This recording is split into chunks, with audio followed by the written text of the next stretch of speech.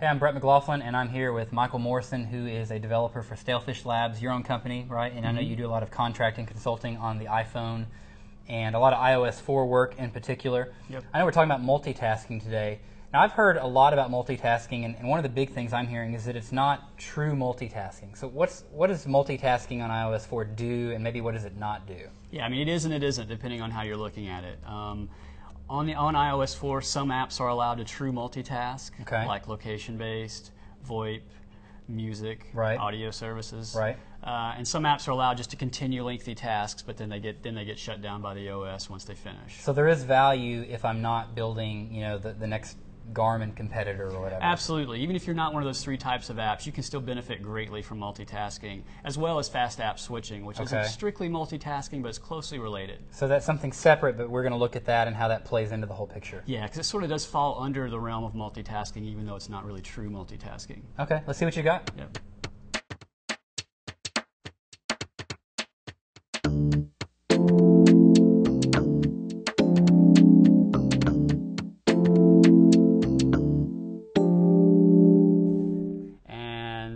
Here we're calling our custom method. Pretty straightforward. Yeah, passing in the message, passing in the app name. Okay. Yep. Okay. So now we can call it. We can run this guy. Let's run it in the simulator. And so we should be able to start the download, move it to the background, and then we should be notified when the download's complete. But first, let's make sure it works on the foreground version. Oh, right. This should be the alert path of our notify. Okay. So this is pretty straightforward here. It's using pre-iOS 4 API. There's nothing. This is exactly how you would have coded it without 4.0. Right. Yeah. Okay. So it's in the foreground, no interruption. Yeah, you just said, hey, it finished, show them an alert, we're done. Yep. There we go. Okay.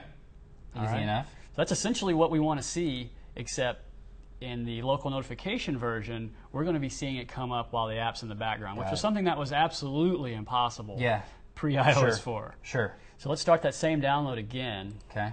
Except this time, once it gets going a little bit, let's go ahead and relegate it to the background. You can still see it's going on the log. Yeah, if we watch our log, it's still trucking along, app's in the background. And it's got 10 seconds to complete this before iPhone bails on it, assuming there's no memory issues. Correct. Okay. Correct. Okay, and that's not a guarantee, you said. There we go. So now, oh, and you get a view, too, to take you to the app. Yeah, so the difference here is versus a traditional alert where we just had an OK button, now we've got close and view. Okay. Close just means it closes the alert and you're back to whatever you were doing, which could have been, you could have been in the middle of another app. That's the significance here, is it's not just going to hijack wherever you were and send you over to our librarian. We could say view, though, in which case it brings our app back with the task complete. Very nice. Yeah. Okay. So let's see this on the phone, too, right? I mean, I would assume it wouldn't be any different, but it's always worth seeing. It's always a good check to make sure things absolutely run as expected on a real phone. So let's do it. Okay. So running the app on the real phone, we just switch to device and Xcode and run it. So once it gets installed, we can go ahead and let's try the same two approaches where we first download foreground and then make sure background works. Right. And again, it should be identical, right? I mean, this isn't really a case, other than maybe the speed over Wi-Fi versus 3G and that sort of deal. Correct. So here we're seeing, although it's actually surprisingly a little faster over 3G in this case. Yeah. So that's our foreground version. Notice it's just an OK button. Yep. Because we are in our app. We don't need the close view option, and that's just what alert view gives us. Right. So now let's start it off again, get it going, get started. Let's drop to the background now. Okay. So now we're in the background, and let's wait and check it out.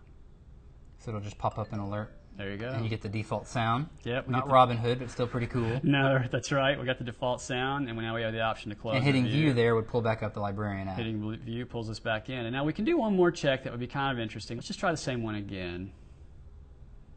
All right.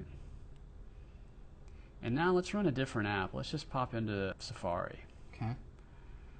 We were looking up some movies earlier. Main point is that we're in a different app. Yeah.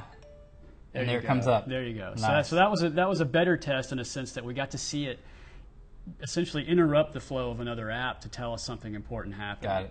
Got it. Makes sense. And if we close, we stay in that app. If we view, we see the fast app switcher rotate our app into view. So is this pretty stock to have this kind of local notification? I mean, it seems, as I think about the apps I use, I get that kind of thing a lot.